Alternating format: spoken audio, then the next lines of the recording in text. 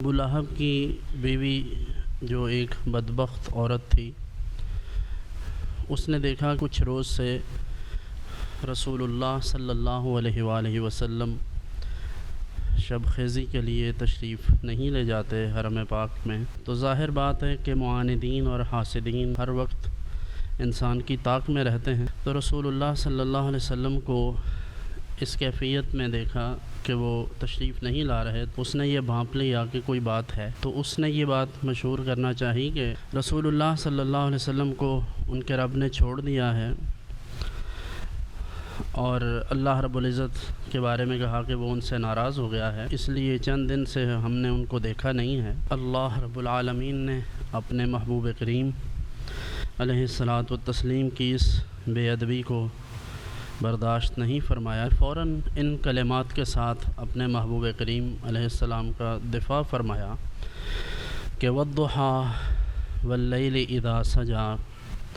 قسم ہے چاشت کے وقت کی جب سورج اپنی پوری آب و تاب کے ساتھ چمکتا ہے اور سارے جہان کو روشن کرتا ہے، وَاللَّيْلِ اِذَا سَجَىٰ، اور رات کی قسم جب وہ اپنی تاریکی میں سارے جہان کو لپیٹ لیتی ہے، تو فرمایا نہ تو آپ کے رب نے آپ کو چھوڑا اور نہ ہی وہ آپ سے ناراض ہوا۔ حضرت امام جعفر الصادق علیہ السلام فرماتے ہیں چاشت سے مراد جناب موسیٰ کلیم اللہ علیہ السلام کے ساتھ اللہ رب العزت کی جو ہم کلامی کا وقت ہے وہ ہے، تو اللہ رب العزت نے اس وقت کی قسم کھائی ہے۔ اور علامہ اسماعیل حقی روح البیان میں کہتے ہیں والضحیٰ سے چاشت کا وقت اس لیے مراد ہے کہ چاشت سے مراد دن کا اجالا ہے، تو فرمایا کہ جس طرح سورج چمکتا ہے تو سارے جہان کو روشن کر دیتا ہے،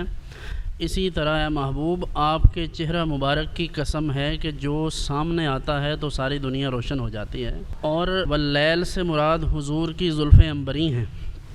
اس لیے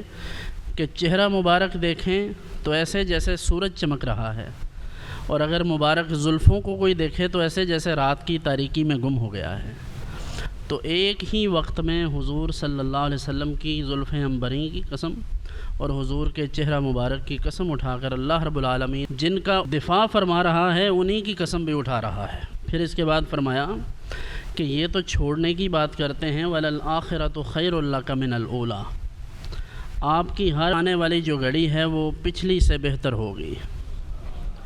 اور آپ دیکھ لیجئے جس زمانے میں سید عالم صلی اللہ علیہ وسلم نے اعلان نبوت فرمایا ہے، یہ کتنا کٹھن زمانہ تھا، 40 سال تو اعلان ہی نہیں فرمایا حضور نے، اور اعلان کب فرمایا جب ہوم ورک مکمل کر لیا، تمام تر جو چیزیں ضروری مناسب خیال فرمائیں وہ تیار کر کے اپنے کردار کو اپنے معمولات کو لوگوں کے سامنے رکھ کر پھر حضور نے اعلان نبوت فرمایا۔ اور پھر جیسے ہی اعلان نبوت ہوا تو آپ دیکھ لیجئے اگر آپ کمپیریزن کریں تو صرف 23 سالہ یہ مبارک زندگی ہے جس میں اعلان نبوت کے بعد حضور کی ایکٹیویٹیز نظر آتی ہیں، جن میں آخری 10 سال مدینہ منورہ میں گزرے ہیں۔ ان پورے 23 سالوں میں اسلام آج جس کیفیت میں جس حالت میں ہے، ان 23 سالوں کے ثمرات ہیں۔ وہ 23 سالہ زندگی آقا کونین صلی اللہ علیہ وسلم کی قیامت تک کے تمام زمانے پر محیط ہے کہ 23 سال ایک طرف رکھ دیں اور قیامت تک کا بعد والا زمانہ دوسری طرف رکھ کر دیکھیں کہ حضور کی یہ محنت بھی ہے، حضور کی تبلیغ کے اثرات بھی ہیں، اور حضور کا یہ معجزہ بھی ہے کہ ہر آنے والی گھڑی پہلی گھڑی سے حضور کے لیے وہ بہتر ہے۔ تو اب آپ دیکھیے سید عالم صلی اللہ علیہ وسلم کا وصال مبارک ہوتا ہے تو صحابہ کرام علیہم رضوان کی تعداد 1 لاکھ سے زیادہ ہے، اور وہ سارے کے سارے وہاں نہیں ہیں، مختلف مقامات پر تشریف فرما ہیں۔ پھر حضور کی آل پاک دیکھ لیجئے، آج بھی ہر خطے میں ہر بستی میں سادات کرام موجود ہیں۔